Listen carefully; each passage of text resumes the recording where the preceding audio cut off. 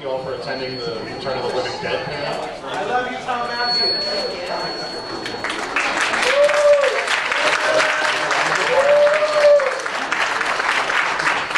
All right, I just want to start out with an easy question. How did y'all get involved in the film? Oh, so are we starting? Are we doing this way? Yeah, I answered a Craigslist ad under personals. And that was it? No, I auditioned for it. Well, okay, I just feel like these people all know this story and they're going to be bored with me. Just us. I knew about the film. I wanted to audition for the film. I thought I might perhaps be good for the film. My agent did not agree with me and thought there was no part that I was right for, so he refused to send me in on it. So a good friend of mine, Kimmy Robertson, who was not in the film, clearly, but was up for the role of Tina, for Beverly's role. Yeah, and Beverly got it. I like Kimmy. Kimmy's good. Kimmy did Twin Peaks. She's shooting Twin Peaks again right now as we speak. Anyway, so she went on a callback and took my headshot and resume in and gave it to Don C. Stokes, the casting director. Said, "This is my friend. I think he'd be really good for this movie." And his agent won't send him in. So you should see it. And that was it. So I went in and I auditioned, and then we got a call back, and then I met Dan, and I got the part. Wow. And what happened? Did you dress up as the character, or did you go in as yourself? This is from the... Oh my God, that's so weird. I don't know that part of it. Here's the great thing. Tom Matthews at the time had a lot of piercings, tattoos, and a mohawk. He's wearing a wig, makeup. No. They dressed me down. Yes. I didn't know. I did not go in looking the part. No. I thought you did. Yes, I paid my agent the commission. You had to. After he would have sent you on. I know. Not happily, but I paid my agent the commission. And then I fired him. Okay. Next. Clue, how did you get involved in the film Return of the Living Dead? Oh, you're... Yes, that's what you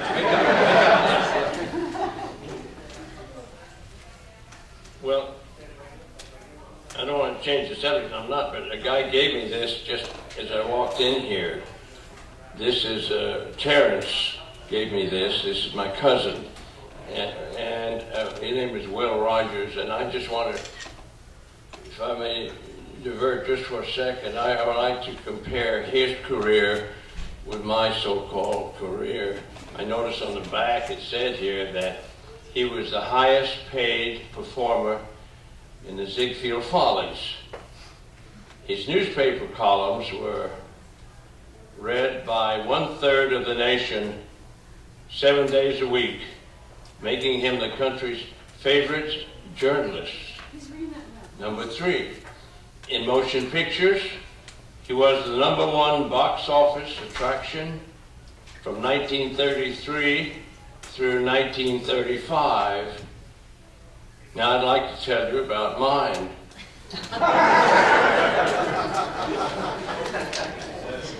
I did a picture where I killed 18 zombies, and then I was nuked.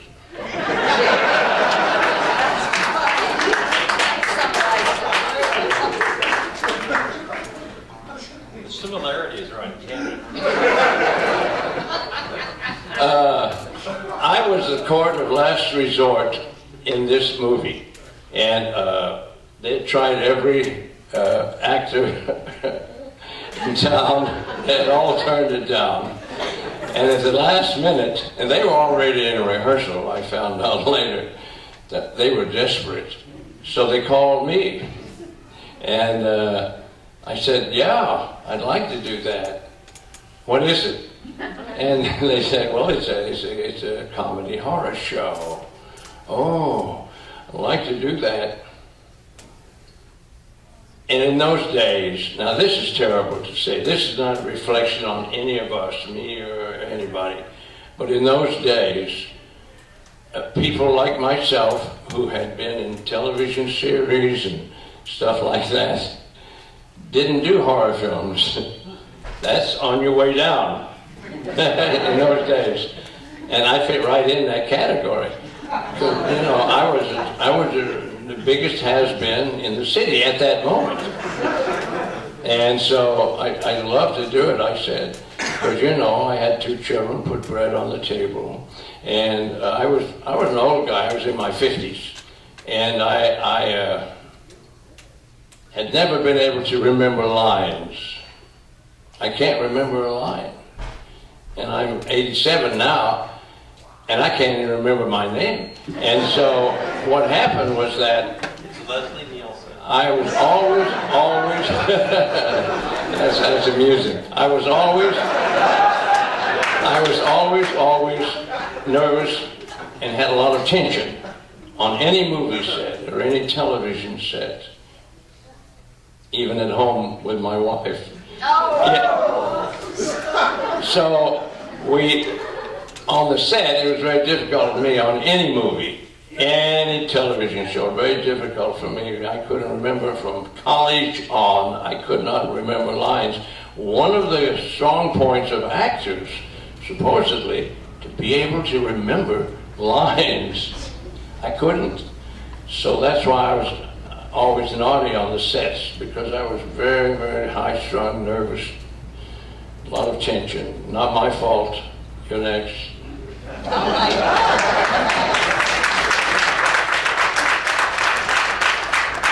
Wow, that was interesting. Now, yeah, I was pretty big in the vaudeville too. Yeah. But anyway, from the story I heard was that they had planned to do Return of the Living Dead and everyone was cast. And they stopped, right, in production. For some reason they were getting money or something like that. And, yeah, they weren't getting money. They were trying to find money. So that was just hard to do, as we all know. So I was called in because the girl they had cast got pregnant in the meantime. So she wouldn't be really good jumping up and down on a tombstone and getting in mud and stuff. So for the sake of the baby, I took the part. And Stanzi Stokes had cast me in Silent Night, Deadly Night, and she put me in the seat to audition. So I was so happy to get it.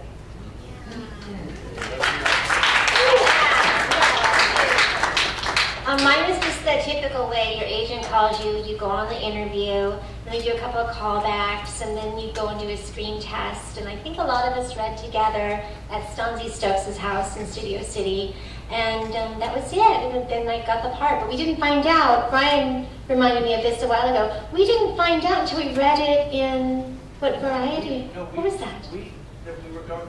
Tell her. No, we were going through the sort of normal casting process. And I only auditioned twice. I went in once for Stanzi, and then I did a call back. I went to that thing at Stanzi's house with Dan O'Bannon, and we did a little mix and match or whatever. We did like 3 scenes. And then after that, I knew we were like, getting close. Like, okay, now we're going to find out whether we got the part or not.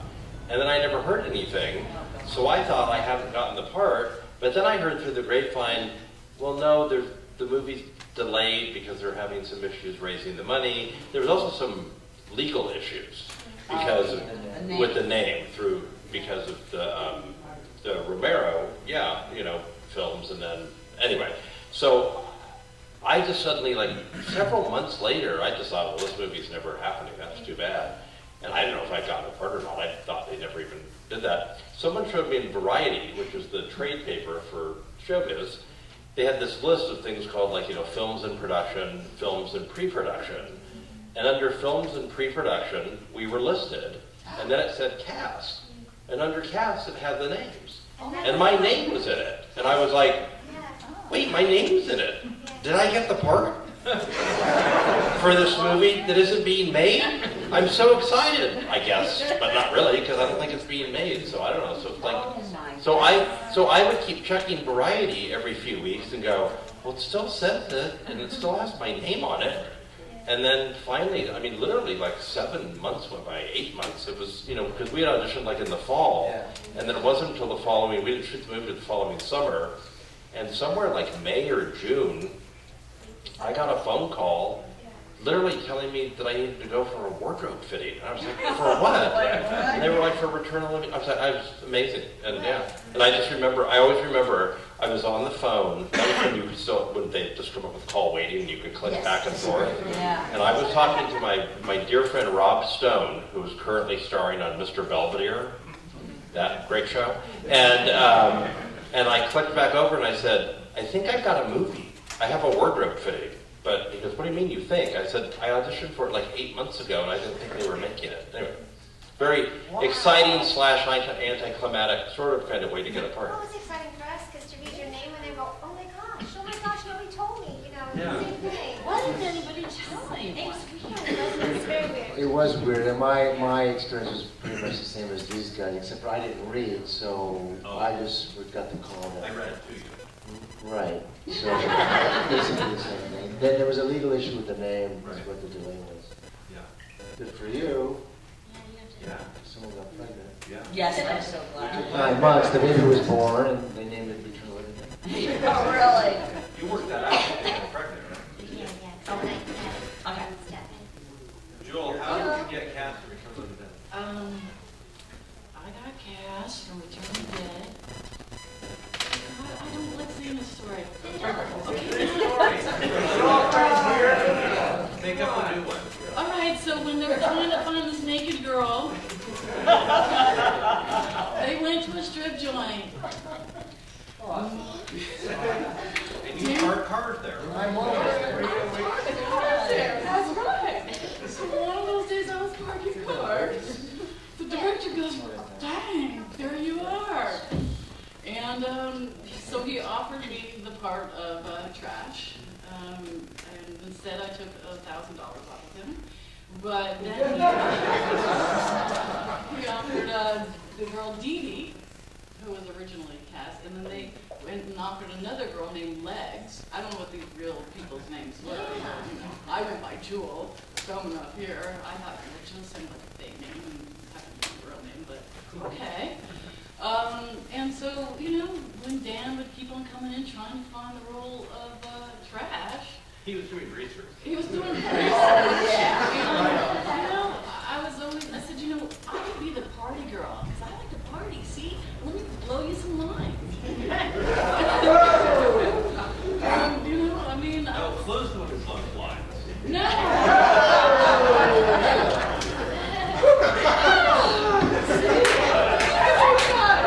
You got 3 minutes too late.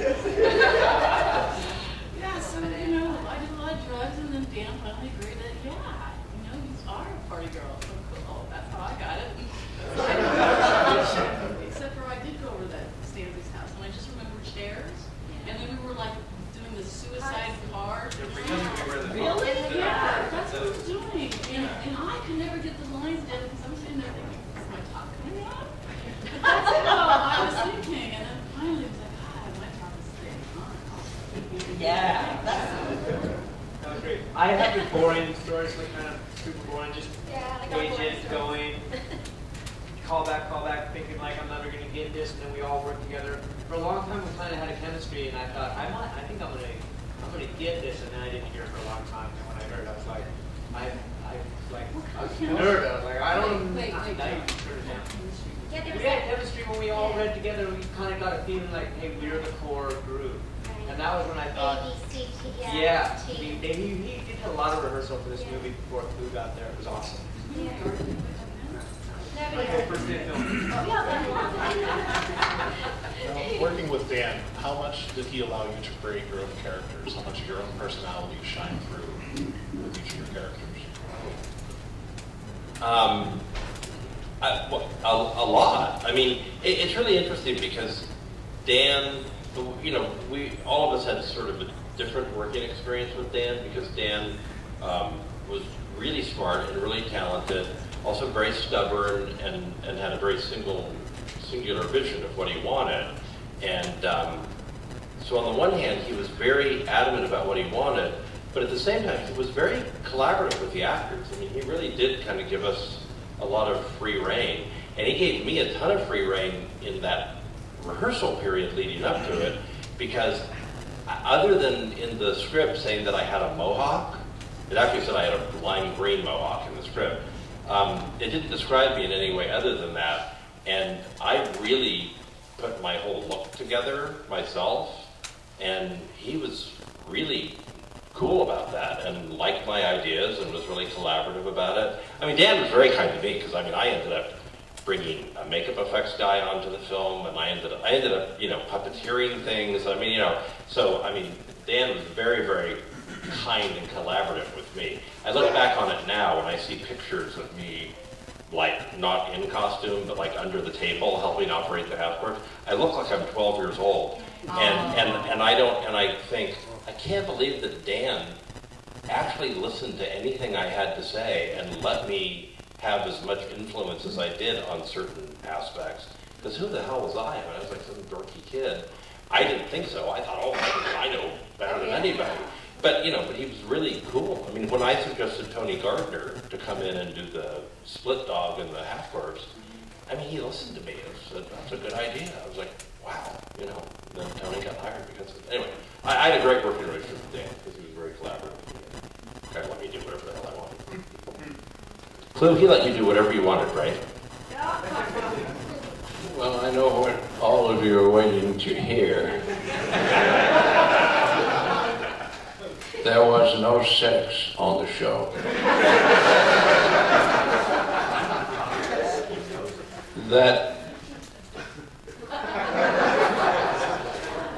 I'm sure there wasn't. Yeah, she knows these things. Just remember, John and I shared a dressing room. There was one sexual moment that I enjoyed. You know, I was an old guy and past my prime in almost every respect. And Linnea, who is a great, great actress, had to do some things that were a little inappropriate for a young girl. She had to walk across the plaza toward a homeless guy to murder him as she was playing a zombie. And zombies don't care about clothes. They just don't. Take it from me. And they put a piece of equipment onto Linnea. And it was just wonderful. And she was totally nude, except for this piece of equipment. And it stood out. It made its mark. It was too obvious. It looked like you know what. So they took that piece of equipment off of Linnea. And she was shaded. Everything was shadowed. And the way they lit it, and it was kind of cross-lighting from the side and the other side. So in the middle, it was shadowed, if you get my drift. And I thought that was sexual. That's as sexual as I could get at my age at that time. What were we talking about?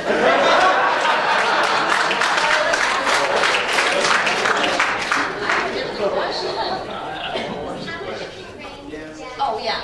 How much free rein did Dan give you? Like when you were Develop your character.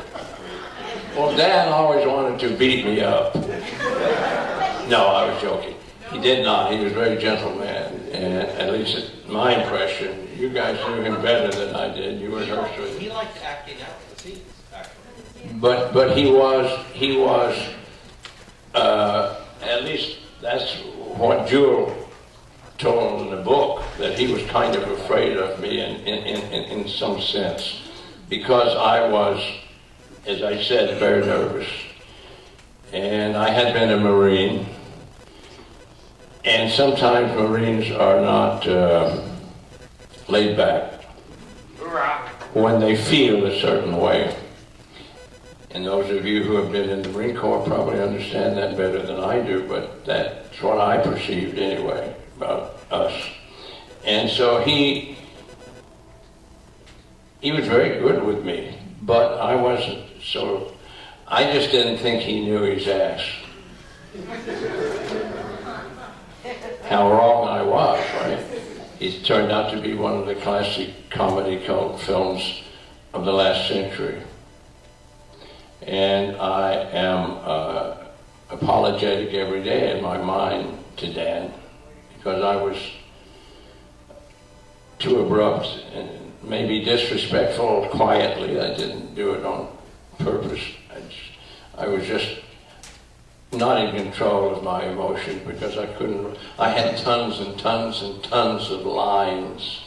And it's wrong for me to have that kind of thing, because even as a young man doing series, which are very difficult with lines, I couldn't handle the lines well. And so all the sound men called me Mumbles because I was stumbling around, and of course I called them Shadows. And so, turnabout's fair play. The mics always was in the scene, Shadows.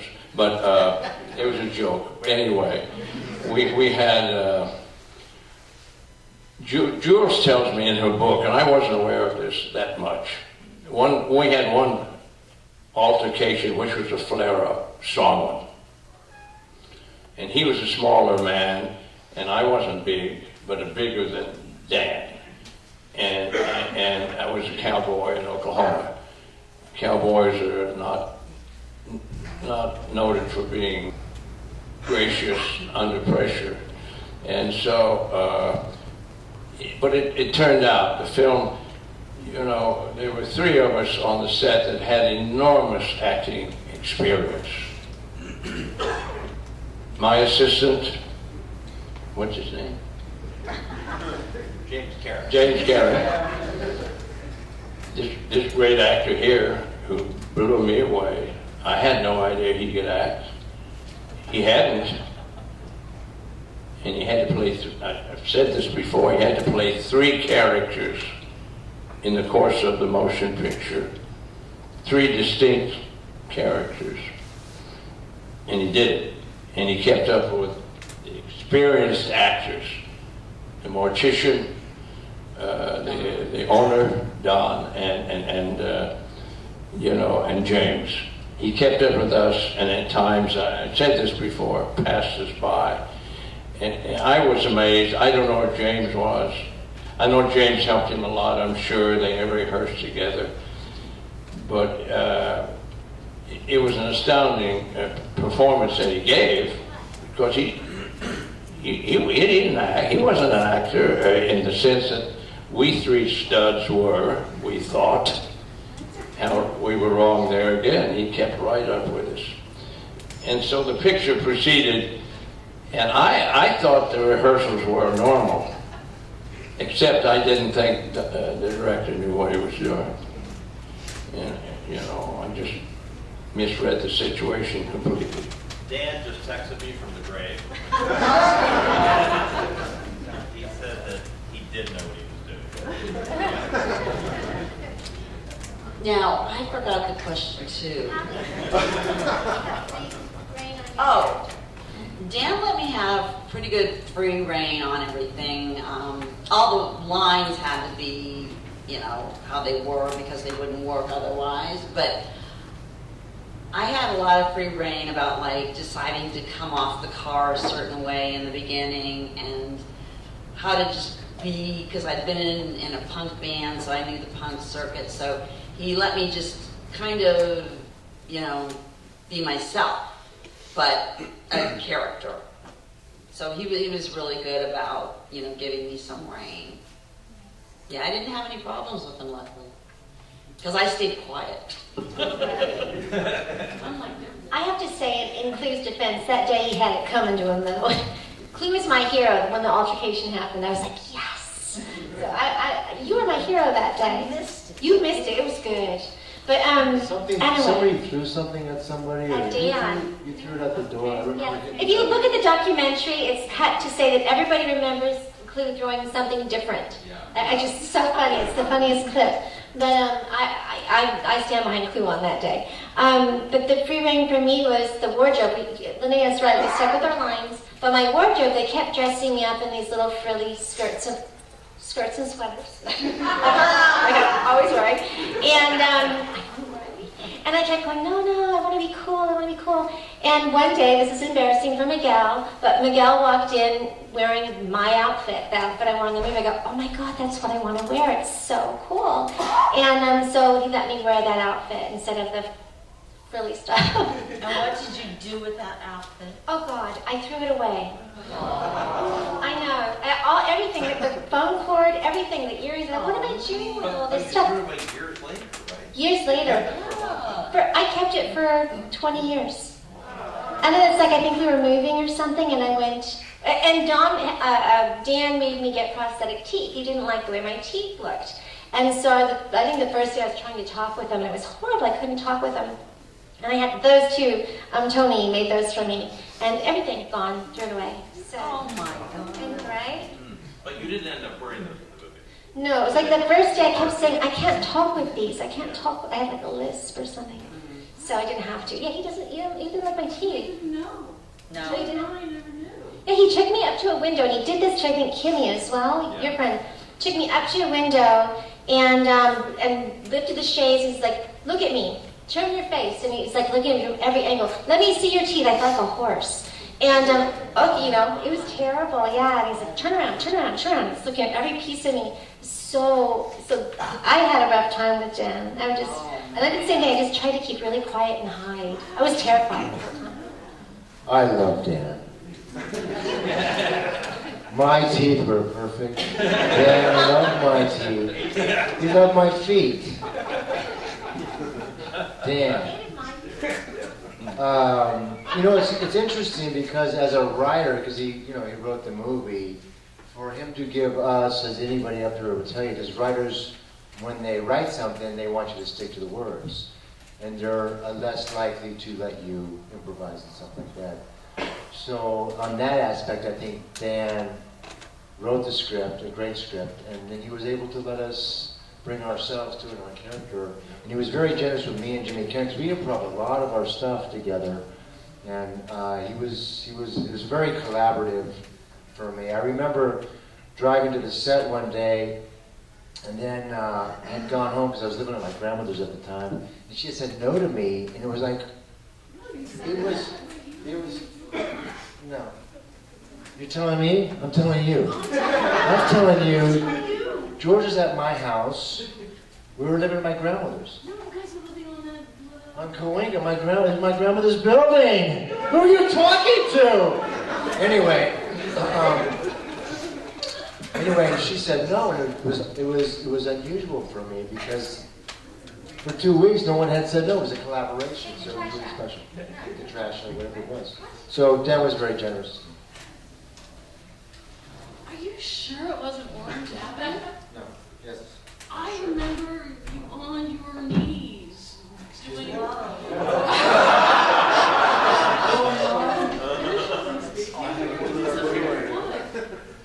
Well, okay, and I just want to say.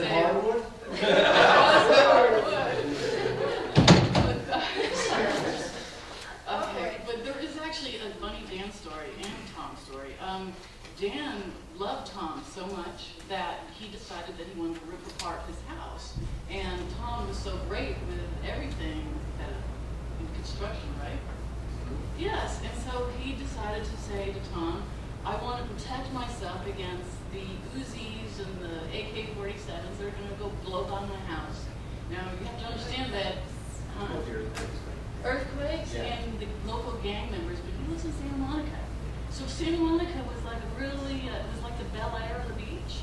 So there's no gang members coming by, but he thought that, he rips it all down, and then he has this great idea about having the sand put in as insulation between the wood and the framing. So he has Tom and others do this sand between the wood,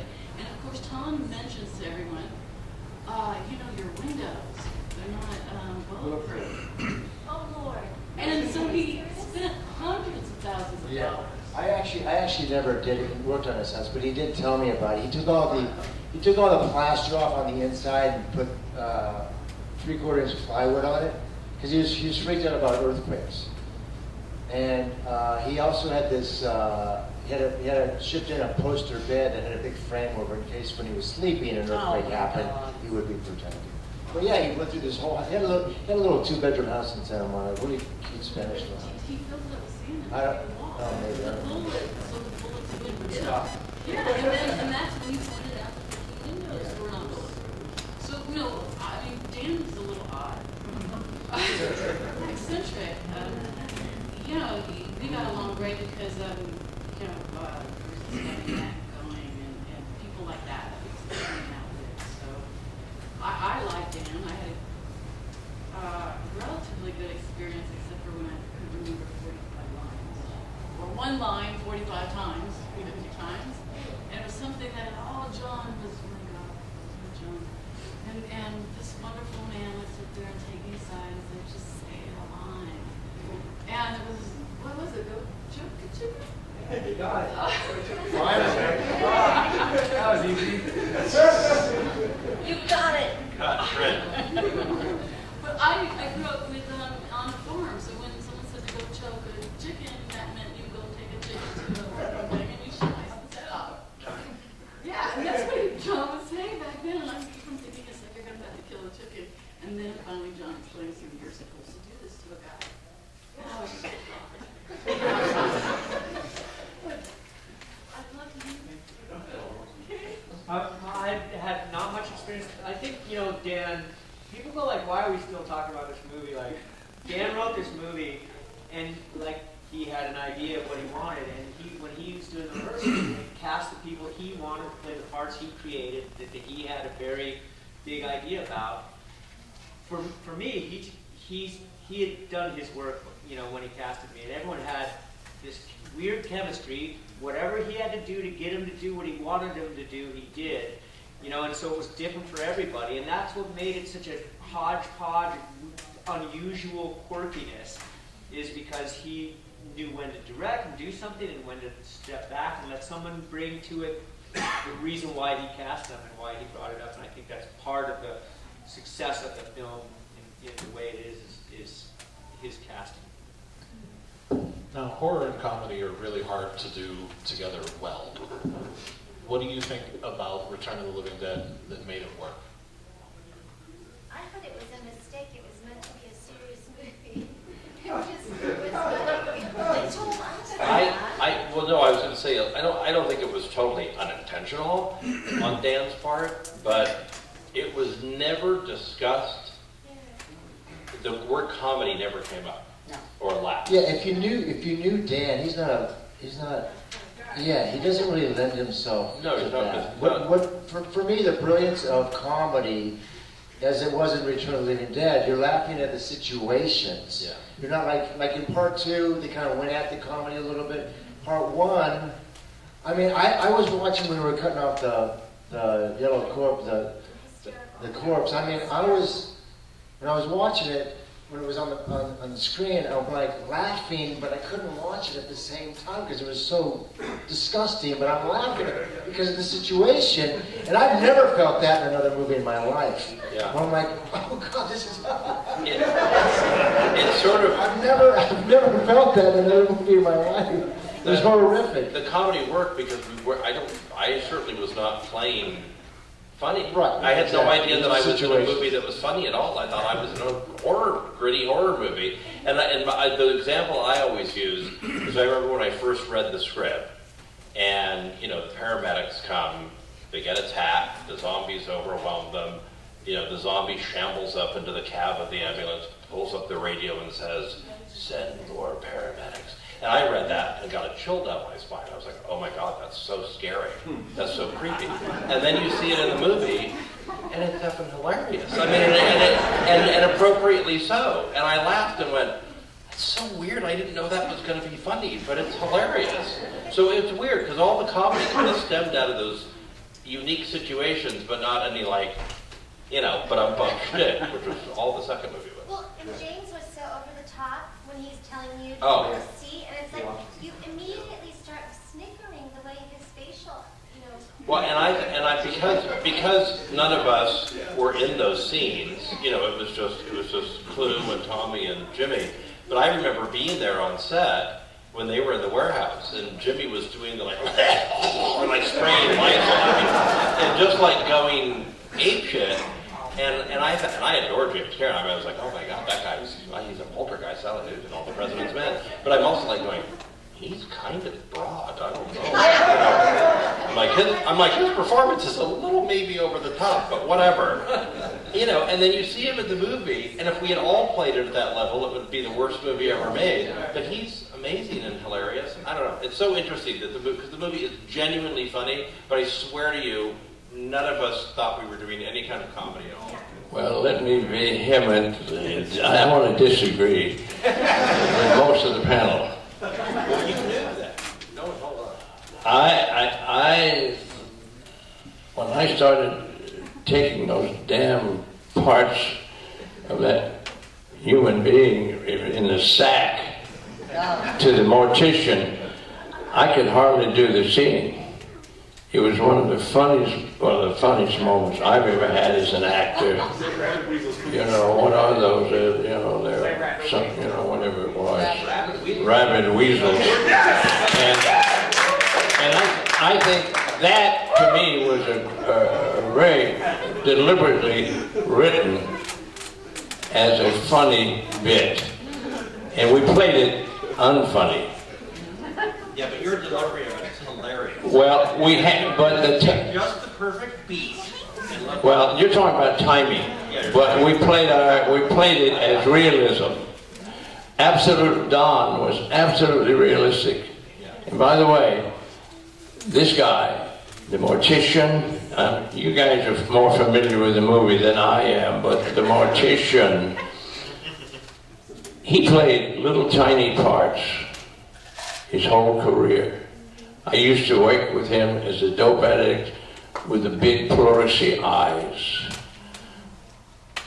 Michael Douglas was over here, this great young actor, son of Kirk, with his great underplayed drama, and me not knowing anything and playing a method type of actor, you know, quiet, understated. And Don Calfa came in with those bulging eyes, playing a dope addict. I about shit. And I want to tell you, all through my career I worked with him.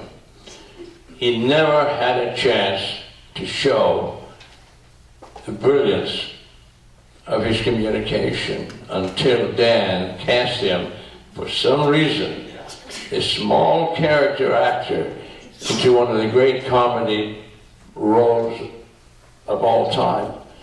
And it just blew my mind how funny he was. I was with moments that were so funny in this, and I think they were in the script. I don't know how you young people couldn't see that.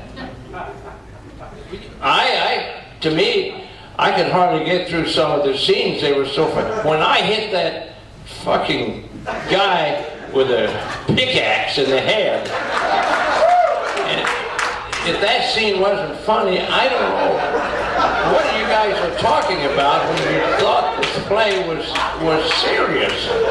I have never been in a show and never will be again, I'm sure. I don't act anymore. But boy, that to me was just as funny as you could write. You know, Dan was not a professional writer. He was a makeup, special effects artist.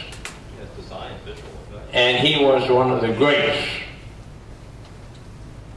And when Toby Hooper could not direct this picture, because the picture, as they said, was delayed because of economic reasons, and he had to make a living for his family, and they said, Dan, you have to direct.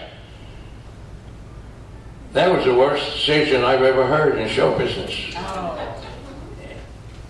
And it turned out to be one of the great magic moments of all time when Tom Fox, the money man, gave Dan the right to direct this picture you're here to honor tonight. And by the way, I like to speak I'm an old guy. I'd like to speak on behalf of the panel for 1 second about Romero and him starting the second revival, well, the first revival of the 30s horror films. I really feel honored to be in Pittsburgh. I was so excited when Michael told me, Michael is our representative, when he told me we're going to Pittsburgh. I didn't tell Michael, you know, but I know the history of film a lot. And I'm an old guy, I've had to. A lot of my relatives have been in the business. And when I heard we were going to Romero's land, and he lived right down here past Oakland, on Meadowland Road, Street, Avenue or something, not far from where we are. And he started, and I know how he started. I'm going to tell you. This is a true story. He was 12 years old, and he used to stay behind the Pirates baseball diamond where they knocked the home runs and left field fence right beyond them. 12 years old, had a mitt. All the guys, the adults, and the children tried to catch the baseballs. Ralph Kiner, the great home run hitter, came up and knocked a line drive over left field fence. And he tried to catch it, but he had a big head. And the ball hit his dome. Gave him a concussion, and he started having visions. And later on he said he had a vision of a little farmhouse outside of Pittsburgh with a lot of undead people walking toward it. I just made that up, I'm sorry.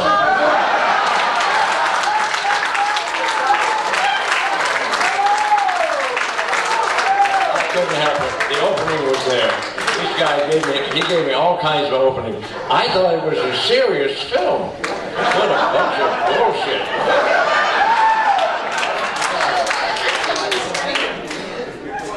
Just a couple more questions. I just have to say that I really thought it was a serious film too. I really did. And everybody told us to be serious, and you know that it was you know, guts and you know, just we didn't see each other.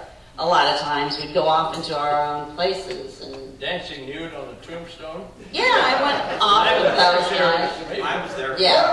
I can hardly walk in an hour.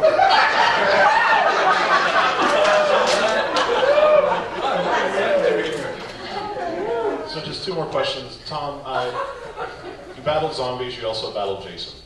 Can you talk a little bit about working on part 6? Sure. Well, I did part 6, Friday the 13th, part 6, not too long after I did Return of the Living Dead, and I don't know that, I still don't know if that had a reason for them casting me in Friday the 13th, part 6. But there was a Paramount picture, John Mancuso Jr. was the producer, and went in and auditioned, and I got the part, and it was a pretty good experience. We shot it in Georgia, just outside of Atlanta, in Covington. Nice little park out there, and they had Camp Crystal Lake, and everywhere was really nice. A weird thing happened though. Some kid came up to Jason, the guy who was playing Jason, he goes, "I'm going to leave my bedroom window open tonight. Can you come and kill me, please?" That was kind of creepy. That was kind of creepy. But yeah, I can see why the ratings, they were so stringent on the ratings of those movies. Oh my God. It's pretty freaky. Little 8-year-old, can you come and kill me tonight? That's weird. So, Did he? yeah, true story. I was standing right there. No, it's a lie. It's a I know. lie. I didn't live with my grandmother either. Yeah, it took us about 6 weeks and did some underwater stuff and some reshoots in the City of Industry, which is out in LA. That was fun. Had never done underwater stuff before. It was underwater for about 15 minutes. And a scuba guy standing off out of the camera range. You just hit your chest when you want them to bring in oxygen and stuff. It was a fun movie. It was a fun movie to make. Really happy, really proud of it. Were you cold? Probably the closest I've ever played to myself in a character at that time. New York? A dork. I'm very dorky. You're not a dork. No. We never thought you were a dork. When you were a kid, did you look like Murray Feldman at all? Was he a dork? Was he a dork? I don't know. I don't know. One last question before we let you guys go. This one's kind of a personal question for me. John, you were in Tombstone. Can you talk a little bit about working on that film? Why is it personal for you? Tombstone is probably my favorite Western. My grandfather, I watched a lot of Westerns with him and my mom. And Tombstone is just, to me, the perfect Western, and it just means a lot to me. So, Kevin Jarre wrote Tombstone, and he was going to direct it. He was going to be the writer. He'd never directed it before. But based on how good that script was, he got that cast together. Sam Elliott and, Kurt Russell, Val Kilmer. Everyone signed on to do it. Kevin Jarre never directed a movie before in his life. And these are huge movie stars, Bill Paxton. I mean, he put together the best cast of any movie I've ever heard of. And we all went to Arizona. We all rehearsed together. We started shooting. Kevin Jarre, not a director. The people that own the movie, the financiers, the producer people came to Arizona and said, we're replacing you. And they replaced him with George Cosmatos, who's an action director. Like Rambo. He did Rambo or something. And he came in, he looked around and goes, there's too many actors in this movie. And he cut an hour of dialogue out of that Kevin Jarre dialogue. And all the actors, and then we came and did another rehearsal, and the actors were furious. Sam Elliott. It became a movie about Kurt Russell and Val Kilmer, like a love story.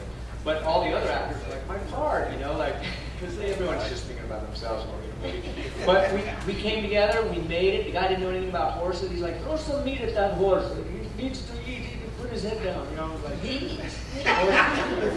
George, just let the cowboys take care of that part. But then, we loved each other. We just playing out. We shot OK Corral.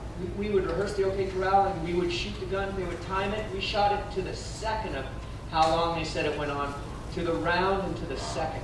And we go, this is magic, man. We were in some kind of a zone. We had a blast. It turned out to be fantastic. They were making another one at the same time with Kevin Costner. And Kurt Russell was such a cool guy. He's like, hey, Kevin, I'll do a cameo in yours. You can shoot me, and you can do a cameo in ours.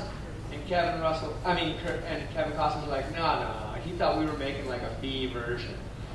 And we heard that story and just went, oh, really? And our movie just smoked his movie. thank you very much. Still a round of applause for Return of the Living Dead.